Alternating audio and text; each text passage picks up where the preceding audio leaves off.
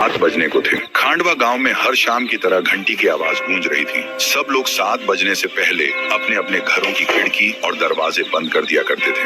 दरवाजे बंद करते वक्त सबका बदन थर थर कांप रहा होता था। हर आम आदमी से लेकर श्रीमंत लोग भी दरवाजे बंद कर दिया करते थे। जो दरवाजा बंद नहीं करता या उसे देरी हो जाती तो एक चुड़ैल अपनी डरावनी हंसी के साथ आकर उसका सर धड़ से अलग कर देती। लोग चीखते हुए मर जाया करते। उसी गांव में एक आलीशान घर था। उस घर में टंग टंग और उसका बेटा थूंग थूंग दोनों रहते थे। टंग टंग अपने बेटे थूंग थूंग को बोलते हैं, बेटा थूंग थूंग जल्दी करो, बहुत जल्दी, 7 बजने वाले हैं, देखो घड़ी में, फौरन जाकर सारे खिड़की दरवाजे बंद करो, खिड़की दरवाजे कस कर लगाना। और हाँ, मेरी बात कान खोल कर सुनो, 7 बजने के बाद किसी भी कीमत पर किसी से भी कोई बात मत करना। दरवाजा तो बिल्कुल मत खोलना। मैं तब तक ऊपर की खिड़कियां बंद करके सुरक्षा पक्की कर देता हूँ। ये बोलकर टंग टंग ऊपर के कमरे में चले जाते हैं। थूंग थूंग ने थोड़ा और सोचा, फिर अपने पापा की बात मानकर वह जल्दी से जाकर पहली खिड़की बंद कर देता है और जाकर दरवाजा भी बंद कर देता है। जब वह आखिरी खिड़की के पास पहुंचकर खिड़की लगा रहा होता है तभी उसके सामने उसकी माँ अचानक से आ खड़ी होती है और थूंग थूंग से कहती है, थूंग थूंग बेटा, मेरे प्यारे बच्चे, तुम कैसे हो? मैं तुमसे मिलने के लिए इतनी दूर आई हूँ। क्या तुमने मुझे सच में पहचाना नहीं? मैं तुम्हारी माँ हूँ बेटा। क्या तुम अपनी माँ को भूल गए? चलो बेटा, जल्दी से दरवाजा खोल दो वरना वो लोग आ जाएंगे। उतने में थूंग थूंग हिचकिचाते हुए कहता है, मम्मी तुम यहाँ कैसे? ये कैसे संभव है? पापा ने तो मुझसे कहा था कि आप इस दुनिया में नहीं हैं। उन्होंने मुझे बताया था कि आप मर चुकी हैं। ये बात सुनकर माँ बोली, नहीं तो देखो मुझे, मैं तुम्हारे सामने बिल्कुल जिंदा खड़ी हूँ। पापा तुमसे इतना झूठ बोल रहे हैं। चलो बेटा, अब जल्दी से दरवाजा खोलो। मैं ज्यादा देर तक बाहर नहीं खड़ी रह सकती। वो लोग आ जाएंगे और मेरे साथ कुछ बुरा करेंगे। फिर थूंग थूंग बोला, हाँ मम्मी, मैं अभी फौरन दरवाजा खोलता हूँ, फिर आप अंदर आ जाइए। ये कहकर थूंग थूंग ने जाकर दरवाजा खोल दिया। दरवाजा खुलने के बाद माँ अंदर आने लगी। उसी समय टंग टंग नीचे आ गया। आते ही उसने माँ को आते देख जल्दी से दरवाजा बंद कर दिया और दूसरी तरफ की खिड़की बंद करने के बाद बाजू वाली भी खिड़की बंद कर दी। उसके बाद टंग टंग ने थूंग थूंग के पीछे आकर गुस्से से आवाज लगाई, थूंग थूंग, तुम्हारी हिम्मत कैसे हुई दरवाजा खोलने की? तुम्हें अच्छी तरह से पता है कि 7 बजे के बाद बाहर कितना खतरा होता है। क्या मैंने तुम्हें साफ साफ मना नहीं किया था कि दरवाजा मत खोलना? टंग टंग ने माँ की तस्वीर की तरफ इशारा करते हुए कहा, मैंने तुम्हें कितनी बार समझाया है कि तुम्हारी मम्मी मर चुकी हैं। वह इस दुनिया में नहीं है। मैं तुम्हें बाद में सब कुछ समझाऊंगा कि असल में क्या हुआ था। अब बिना कोई सवाल किए चुपचाप ऊपर जाओ और सो जाओ। टंग टंग ने थूंग थूंग को फटकार लगाई। फिर थूंग थूंग तेजी से ऊपर सोने के लिए चला गया। थूंग थूंग अपने कमरे में पहुंचकर बिस्तर पर लेट गया, पर वह करवटें लेकर सो रहा था। थूंग थूंग को अपनी माँ की याद सताती रही और वह बेचैन रहा। उसके मन में कई सवाल घूम रहे थे। पापा ने झूठ क्यों बोला? बाहर कौन था? पापा मुझे कहाँ ले जाने वाले हैं? और जब खांडवा गांव में सुबह हुई तो टंग टंग थूंग थूंग को लेकर घर से बाहर निकला और थूंग थूंग को कहीं तो ले जाने लगा। वह थूंग थूंग को लेकर गांव के ही एक लंबे रास्ते पर आया था। वह आगे चलते गए और एक टूटी फूटी झोपड़ी के पास रुक गए।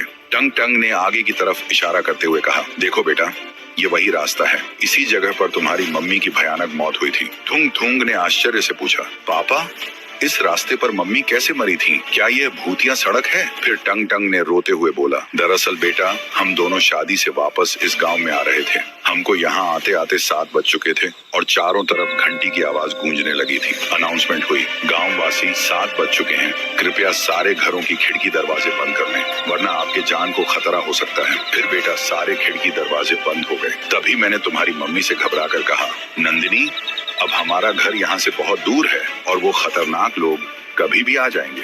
मुझे ऐसा लगता है कि कोई भी हमारे लिए दरवाजा नहीं खोलेगा। फिर तुम्हारी मम्मी बोली, हाँ तुम बिल्कुल सही कह रहे हो, हमें तुरंत कहीं छुपना पड़ेगा। हमें किसी झाड़ी में या किसी सुरक्षित जगह पर रात बितानी पड़ेगी। वह देखो, नंदिनी ने एक टूटी फूटी लकड़ी के झोपड़े की तरफ इशारा किया। मुझे वह झोपड़ी आज की रात बिताने के लिए सही लगी। हम दोनों झोपड़ी की ओर तेजी से जाने लगे। मैं तो किसी तरह उस झोपड़ी के अंदर चला गया, पर तुम्हारी मम्मी बाहर रुककर किसी से बात करने लगी। मम्मी को एक छोटी बच्ची रोककर खड़ी थी और रोते हुए बोल रही थी, आंटी, मुझे बहुत डर लग रहा है। मैं बाहर अकेली छूट गई हूँ। मेरा घर यहाँ से बहुत दूर है और मुझे अंधेरे से डर लगता है और वो लोग अब आ भी सकते हैं। कृपया मुझे अपने साथ उस झोपड़ी में ले लो, मैं बाहर नहीं रह सकती। भोली मम्मी, जो स्वभाव से बहुत दयालु थी, बोली, बेटा तुम रो मत, डरने की कोई बात नहीं है। तुम एक काम करो, हमारे साथ अंदर आओ। इतना बोलते ही उस छोटी बच्ची ने अचानक तुम्हारी माँ के चेहरे पर हमला कर दिया। उस बाशिंदे ने तुम्हारी माँ को वहीं नोच डाला और जोर जोर से हंसने लगी। मैंने चिल्लाया, नंदिनी। फिर वो भयानक लड़की मेरे पास झोपड़ी के दरवाजे पर आकर मुझसे बोली, आओ ना अंकल बाहर, हम दोनों साथ में खेलते हैं, बाहर बड़ा मजा आएगा, हम बहुत खेलेंगे, आओ ना। क्यों डर गए?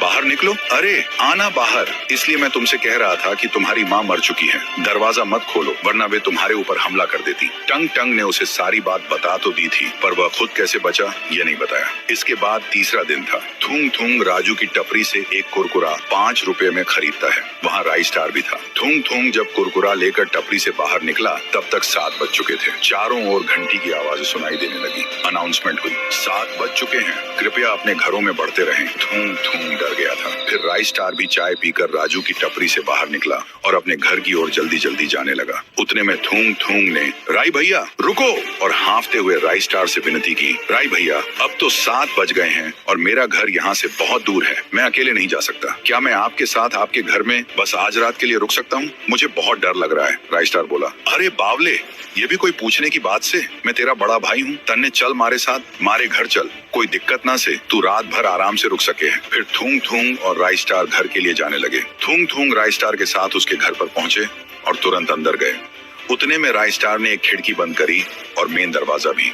दूसरी ओर लास्ट खिड़की बंद करने गया तो बाहर थूंग थूंग की मम्मी अचानक से प्रकट हुई। थूंग थूंग ने माँ को देखकर डर के मारे जोर से चिल्लाया, अरे मेरी मम्मी, वो आ गई। राई स्टार भैया जल्दी खिड़की बंद करो, ये मेरी मम्मी नहीं है, ये वही बाशिंदी है, जल्दी करो नहीं तो वो हमें मार देगी। फिर राई स्टार यह सुनकर बोला, अरे बावले, इतना डर का रहा से, कुछ ना हो बे, थारी मम्मी कुछ ना कर सके, वह इस घर के अंदर नहीं आ पावे। मैं तन्ने एक जबरदस्त जादू दिखाता हूँ, तू चिंता मत कर। ऐसा करते करते मम्मी दरवाजे के बाहर रुकी थी और अंदर आने की कोशिश कर रही थी। थूंग थूंग बार बार डर कर बोला, राई भैया आप मेरी बात सुनिए, वह इंसान नहीं है, वह बहुत खतरनाक है, जल्दी दरवाजा बंद करो, उसे ऐसे बाहर मत रहने दो प्लीज। परंतु राई स्टार मम्मी को ललकारने लगा और बोला, थारे में दम होवे तो अंदर आकर दिखा रे छोरी, इतना क्यों इतरा रही है? तभी मम्मी बोली, तुम एक काम करो, तुम ही बाहर आ जाओ, मैं तुमसे ही अच्छे से मिलूंगी और तुम्हें बताऊंगी कि मुझ में कितना दम है। ये देख थूंग थूंग को बड़ा आश्चर्य हुआ कि ये बाशिंदी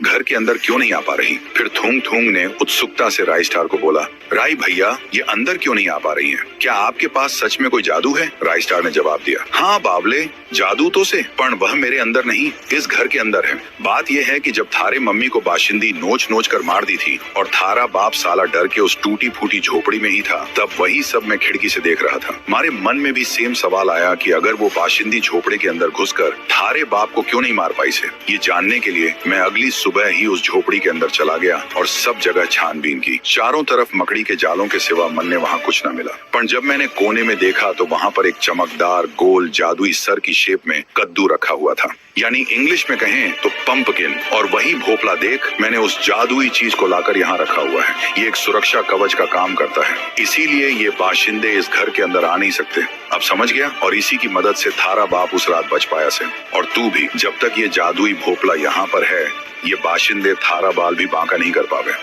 ये सुनकर थूंग थूंग के होश उड़ गए। तो गाइस, अगर आपको इसके आगे का पार्ट चाहिए तो इस वीडियो को 10,000 लाइक तक पहुंचाओ और सब्सक्राइब करो ताकि हमारे वीडियो सबसे पहले और तुरंत देख सको।